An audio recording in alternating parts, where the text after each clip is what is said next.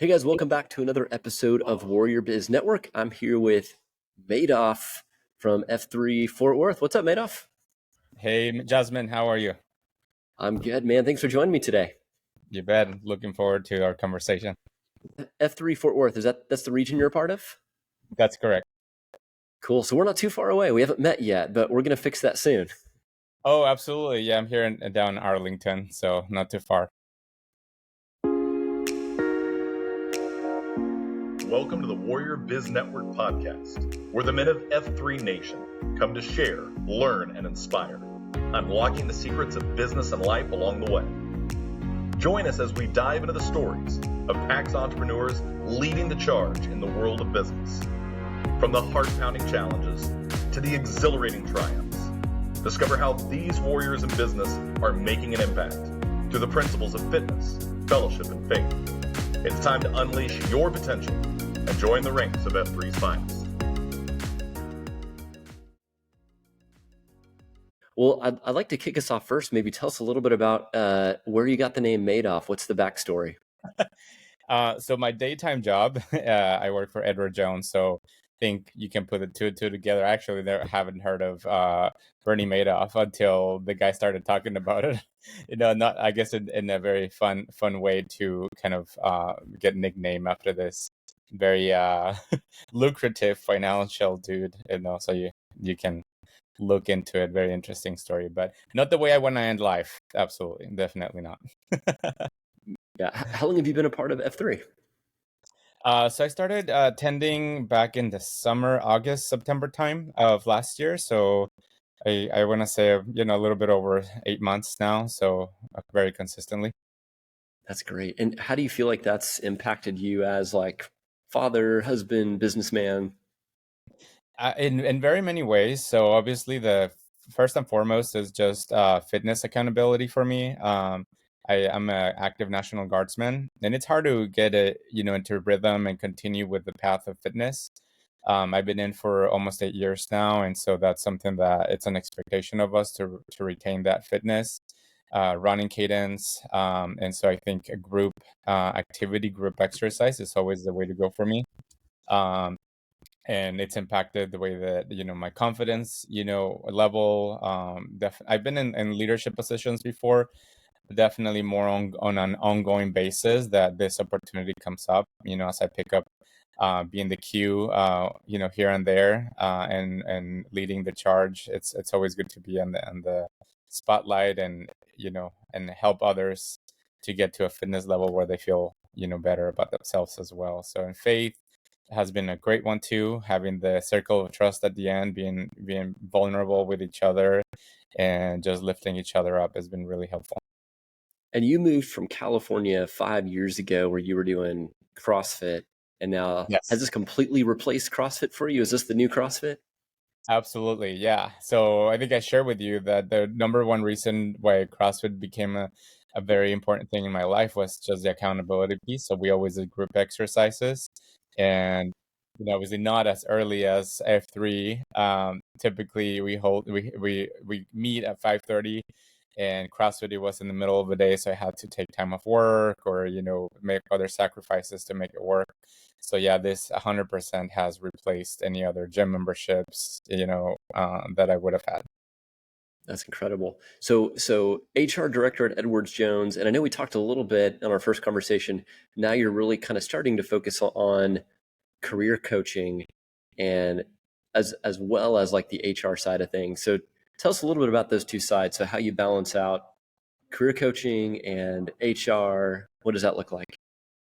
Yeah, so it really started more with the coaching aspect of the career, individual conversation. So as I mentioned, as an active National Guardsman, I get to network a lot with working professionals. Um, Probably 90% of us are dual civilian military careers. There is a small percentage that are full timers or have been full time for a long time, so that's all they know. But it's always interesting to have conversation with the veteran community that are entering the civilian workforce. So those who were prior active and they, kind of bridging the gap, going to the National Guard or the Reserve, and then start a career in the civilian side. And so that came up just out of a need for the soldiers to understand how a military career gets translated into the civilian side. So what does an MOS look like? So I'm Army background. I know in other branches they call it differently, but your career, military career, how does that translate? People that work in infantry, artillery, so it's very unique skill set, but very much so transferable. So that kind of started my passion for helping others and transition in careers. And so quickly I started talking to other people just that have civilian careers, whether they're in mid in their career or towards the end even, like how do I transition into more of a remote atmosphere? I've been a director for many years. How do I go down the path of like becoming an individual contributor? Or how do I downsize my role or even upgrade? People that don't necessarily transition into a new employer, but I am very interested in being promoted at work. How does that look like? I've been in the HR side for almost 18 years now. And so I've seen that pan out in very good way and a very bad way. So I have lots of lessons learned from my side, also personally and professionally, that comes into picture. So that's within career coaching. So it's very, very multifaceted. I can walk someone through the interview process, salary negotiation, the first 90-day onboarding, or just a career transition, getting past your the 6-digit salary. How does that look like on paper and a conversation? And the Yeah. HR consulting just was born out of a need for small businesses of friends of mine that did not know how to navigate. How do I set up, as basic as payroll? I'm hiring my 50th employee. What implications are there? I employ people in the state of California, but I'm based in Texas. Like, what does that look like? So some of those big questions that are really important for business owners to understand the dynamic, because labor law is pretty complex and it's very different across the states. And even if you have outsourced, I've worked with some business owners that have outsourced their workforce to the Philippines, to Brazil, to Mexico. So I can bridge the gap, right? So how do we manage that workforce? How does that reporting look like? So it doesn't have to be one size fits all. It's going to look very different for everyone. And so I have a lot of knowledge around all that for businesses as well. So That's incredible. I know on F3 Nation, like there's a biz networking channel, I think, and I see a lot of guys on there that are, asking for help with, hey, getting my resume together, or is anyone hiring for X, or I've got a buddy that's looking for X. I've got to think too, this is a unique time in history where there's probably just a lot more transition than normal with typical enterprise businesses or all size businesses that are exploring like AI plus working at home plus outsourcing. So there's lots of transition going on. Have you seen that too? Of just oh, the amount of absolutely. transition is pretty heavy. Oh, yes. And both sides individually, because now obviously the way that I differentiate myself just in the business side for one-on-one coaching, career coaching, a lot of the work that we can do, and then just being honest, you can download ChatGPT or any sort of AI, create your own resume and do all that. But you're still gonna miss that human element. Like I've been, in my role for many years, and I can provide not only context around the industry that you're trying to get into, but also like best practices and all those kind of oddball questions that people ask all the time that I can really carry someone through. And also, obviously, my goal is to get to know you. So AI will get to know you on paper, and you can answer questions, whatever. But from brother to brother, right? So I get to know the personality. So that's included in part of my coaching is understanding what personality you have. Are you task oriented, people oriented? Are you really direct? Are you more into the process? So that all plays into how your career will pan out or what career fits you the best. Within business, there's a lot of automated already. So I have supported call centers, that outsource a lot of this to the menial tasks to like an answering machine, right? So how do we transition the current workforce of, the people that's been on the phone so that they can focus on more complex interactions and allow AI to take place and do the low hanging fruit, and so how do we train people? What can we use to leverage that skill set? Not to get rid of people, but more so like make them more competitive. Love that. So tell me, if folks don't go through like career coach, like maybe they're used to just kind of climbing the rungs or doing it themselves, it sounds like there's a lot of things you could leave on the table. Like if someone's jumping careers, they might not have the right skill set, which isn't their fault, to know how to navigate like what is the next. In F3 we talk about the next 43 feet, right? Like the next Yeah. 43 feet. So I'm sure it's the same in career. It's like, what does the next 43 feet look for you? And if your mindset is, oh, I'm just trying to make the same I've always made, just under a different name, they could be missing out on, hey, what would it mean if you times and a half your salary and do something that is more in line with your skill, where you're a higher contributor and you're higher paid? So do you run into that sometimes, where it's just kind of changing the mindset of folks of where there's opportunities? Yeah, so that's very interesting. I run on the premise of, obviously there's two in people's mind. Obviously there is a willingness and the ability, right? So the ability is you actually getting trained up for a skill. So for example, you can you can ask me, let's just say, can you build this structure, right? So am I able to? No, I don't have the proper education or the tools, training, but I'm willing to. So at the end of the day, I won't be able to do it, even though I'm willing to, but I don't have the skill. So that's very basic concept that I usually walk through, because sometimes people, let's say, let's just break down. And I did have someone that wanted to go from a finance role to an HR. I'm an HR, so I'm biased to it, and I know what we're looking for in HR. So Yeah. did this individual have the skill set for an HR? Very limited, obviously. So we talk about where in the career progression do you want to enter, because we're talking about a finance manager who's already advanced in the career and they want to break into HR. So you might have to rethink where you're entering, right? So you might manage people, so that's good. You have managed budget, that's good, right? But you still have to learn the technical skills of HR. Depending on the field, sometimes HR business partners can be pretty broad skilled. And so, we have that conversation, right? So then we need to get into a very quick kind of inventory of the things that you need to be aware and train up, so that you can be at the level of where you want to be recruited at, because you might have to take a pay cut initially, but then we'll look at the progression of the career. Sometimes it's not, but it's just about being open, like you mentioned, knowing what your shortcomings are. Can you learn quickly?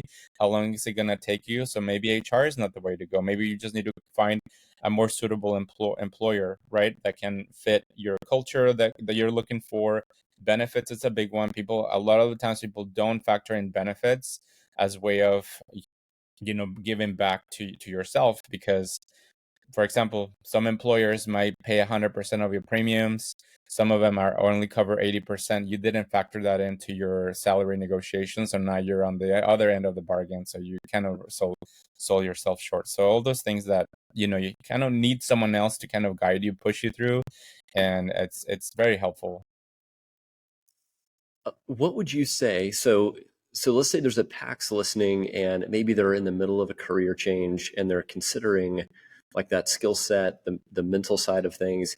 Are there any practical steps or applications or things that you'd recommend? Obviously, guys, look, like the whole reason we're doing Warrior Biz Network is to connect experts together, right?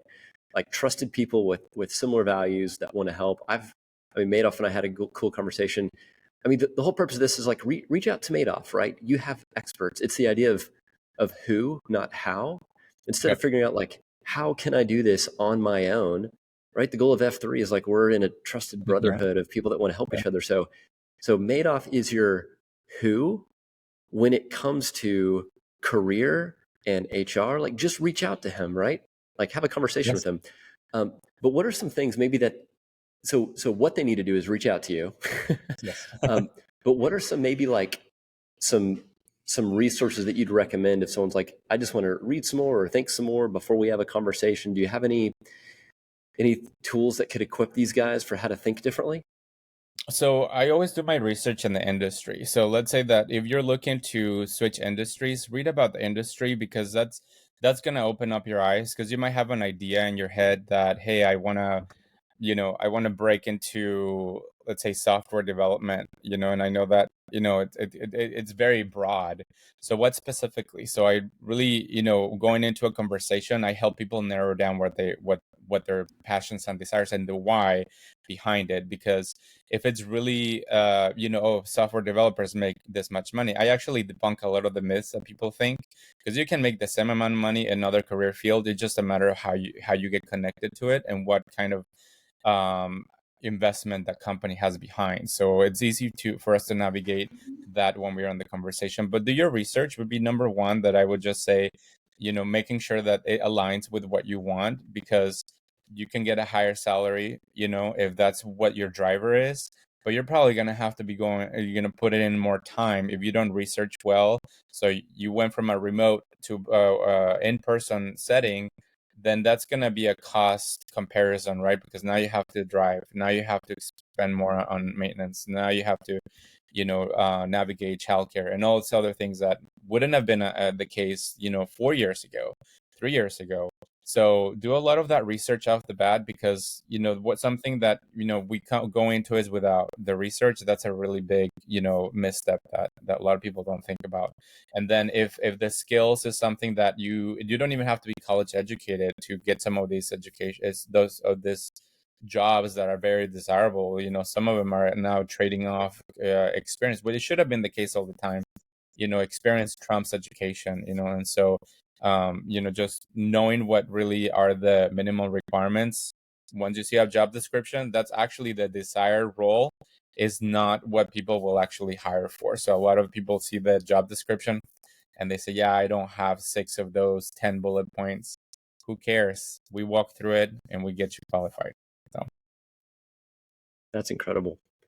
That's incredible. So what else, Madoff, when it comes to, things that PAX can be doing, is now a good time to look for transition? Like if folks have a decent job, they're okay with, they're satisfied, should they stay put, or is now a good time to explore what's next? I don't think there's ever a right time. The stars are never going to align. And I say for experience, I always waited for, summertime or springtime. There is a myth that people slow down hiring in the holidays. I've actually seen the most successful job offers around the holidays, because a lot of people take a break, but employers will continue to look for talent. So the talent pool is drastically lower in the holidays. So with that being said, there's no better time than now if you're thinking about jumping ship or doing a career switch. It doesn't have to be overnight, because right now an average is taken from 45 to 60 days to get in front of a recruiter, not even the hiring manager. So the recruiter will put out the requisition. They'll build a pipeline for about 30 days, which, sucks, because you're in limbo. You don't know if they received it, if you qualified. But, really being realistic about that timeline and knowing what to expect will give you more peace of mind, because, hey, just submitted my job. It might be between 3 to 4 months before I even get a job offer, which is not ideal, but it is the current state. So if you're looking jumping ship in the summer, then right now is the best time to start looking. As terms of like skills to brush up on, I know it's probably very specific to the job, but we talk about AI, automation, chatbot GPT. Are there any general categories that you think are important for every professional to brush up on? Or do you think it really depends on what they're going into to figure out where they need to be spending their time on, what to brush up on? So a lot of the conversations that I have with hiring managers, and now mind you, obviously, my employer right now, so Edward Jones, so it's a big matrix organization. So we're hiring from all kinds of skills. But, the number one skill that people lack is just relationship building. And that's very broad. So I know a lot of the technical people, and there's the engineers have this assumption that they're not people person, right? But having the ability to have a conversation with the person on the other side of the Zoom, it can break or make someone. It doesn't matter how much experience you have, because it's all about the first impression. So in the time where in-person interviews are kind of out of the way, that Zoom can be an inhibitor for someone. And so really practicing being in front of a camera, just like now, where to look and how to make your surrounding look professional, I think is one of the things. It's not even a skill, it's just a common sense to me, would be to know how to portray yourself, how to interact with others across Zoom. one good book, and there's several around the same topic, but it's How to Win Friends and Influence Others, one of like the Yes, best of all that's a good time one. business books. And it's kind of Yes. that same thing. But that's so important. I mean, all the way back to Napoleon Hill, the Think and Grow Rich, back in the what was it, like 30s? But he even talks about some of the rules of like enthusiasm and relationship, and how that contributes to all the success guys like Henry Ford had, and some of those people. So I think that's extremely valuable. So work on those relationship skills. Yes. Hop on calls like this, right? Step out of your comfort zone of being just from behind the computer looking at spreadsheets. Yeah, exactly. Yeah. That's good. Yeah. Because those skills too, I feel like, we talk about soft and hard skills. The hard skills can be taught, but some of those Mhm. softer skills, I'm sure executives really appreciate. Like, hey, you know Yeah. how The to soft, present yeah, yourself. soft skills tend to be the hardest. Yep. Yeah. Because you can't really train for that as easy as you can. Like, oh, click here instead of here. Correct. Instead of, Yes. hey, can you smile and have a personality, please? Exactly. Yeah. And I mean, in a way, it's and if you're listening and you've been on the other end, it could also be misleading because some people interview really well, get the job, and then they realize they're not a good job fit. So that both of them have to be met, right? So internally, you That's have good. to know this is the job that I really want, and then sell yourself, and that's how we get the job offers. But if you really are just trying to make a buck and advance, then there's going to be wasted time and resources on both sides, because then 4 months into the job you're going to be in the same situation. I'm not a good job fit or skill fit. So break it down. If you need help, I can help you with that as well, making sure that you're set up for success. That's good. So it sounds like it's just as much hard skill as soft skill. You want to be able to come with both, or you could magically trick yourself into a career that you're terrible at, Exactly. Yeah. or And I've have a seen quite career a that few of you those. or have a career that you're really skilled at, but you don't get because you didn't know how to act on the interview. Yes, absolutely. That's good. Madoff, any other things? What are some of like books or podcasts that you're reading? How do you stay on top of all this stuff? So I live in LinkedIn right now. So I love just getting myself submerged in labor law and employment law changes a lot. And so I, coming from California, that was very ingrained in my HR brain. And so I did join SHRM, so that's how I keep myself in the Society for Human Resource Management. I served on the board for 3 years there back in California. And so that was the body of knowledge that I really still connect with people. I've made some really good connections, wonderful friends, and maintain at the forefront of the HR compliance because it's ever changing. So we learn a lot of things through COVID, through that. Hacking HR, it's not only for HR professionals, but it's for anybody who is interested to know what trends are in employment, attrition, employee retention. So it's for leaders who are looking to leverage those HR conversations, HR skills, because HR affects everyone and everyone's affected by HR, unfortunately or fortunately, however you want to see it. So those are two good resources. TLNT is another one that I go to resource for more than just HR, is more focused around talent development and team building. I found really good resources on that. So those are three that I can recommend right now. And they're top voices in LinkedIn that are really helpful, just, everyday wisdom. So guys, pause for a second. I mean, Madoff, I'm so excited that is exciting for you and you love that stuff. And I'm sure those of you PAX listening might think, I would never read any of that. And that's why you have this group. I mean, think of this kind of like your general counsel. You need a guy like Madoff that you can call or Slack or message or talk to, who is nerding out on this stuff so you don't have to, right? That's right. And the same for each of us. I mean, the goal is like understanding what's inside of each of these PAX brains. So when you're in a tight spot, which it's usually a matter of if and not when, then you've got a great resource that you can call on, and you want someone that is extremely passionate about what they do. And Madoff, you are definitely passionate about learning this stuff, hacking this stuff. Like you'd be the guy that anyone would want to go to when they're having an HR issue or just need some general coaching of, hey, I'm thinking of making a career change. And I mean, are you open if guys reach out, if they're thinking about making a career change, need some help, just Oh, want to talk absolutely. about Yeah, strategies? That's your wheelhouse, right? that is my wheelhouse. And, I should caveat, this is my side gig. So I would love to do it all for free every day, but I do charge, because if there's no charge, there's no commitment. So that's the reason why. But I am not by any means making a big profit out of this. It's just what I do. And, time is precious, and I will make your time, just as precious by making sure that we have a good game plan.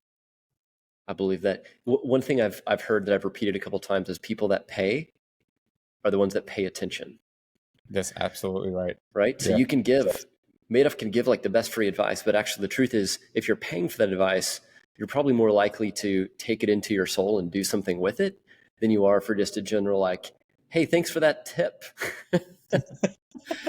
Yeah, And exactly. we think about, areas in our lives where we've paid a lot to be a part of, like with masterminds or coaches. And sure, you could technically maybe get that information for free. But if you study the human psychology, you're better off paying for the things that you really want to solve because it's just built inside of who we are. We're probably going to do something with that and take action with it when there's a transaction there. And that's why we're all here, guys, as F3 PAX and brothers, is to support each other, because there's plenty of business and money and everything to go around. So why not give it to the guys that are in our PAX and help make our lives better always. So Madoff, thanks so much for being on the show, man. It's been a pleasure talking to you about these topics. Likewise, Jasmine. Thank you so much for having me. You bet. So guys, thanks for joining us for another episode of the Warrior Biz Network podcast. We hope today's story has inspired you to push your boundaries and strive for excellence in both your business and personal life. Remember, the journey of 43 feet begins with a single step. So take that step today. Continue to build your legacy as a warrior in business and as a leader in life. For more inspiring stories and resources, visit our website at warriorbiznetwork.com. Until next time, stay strong, stay focused, keep living out the principles of fitness, fellowship, and faith. This is Jasmine signing off from the Warrior Biz podcast.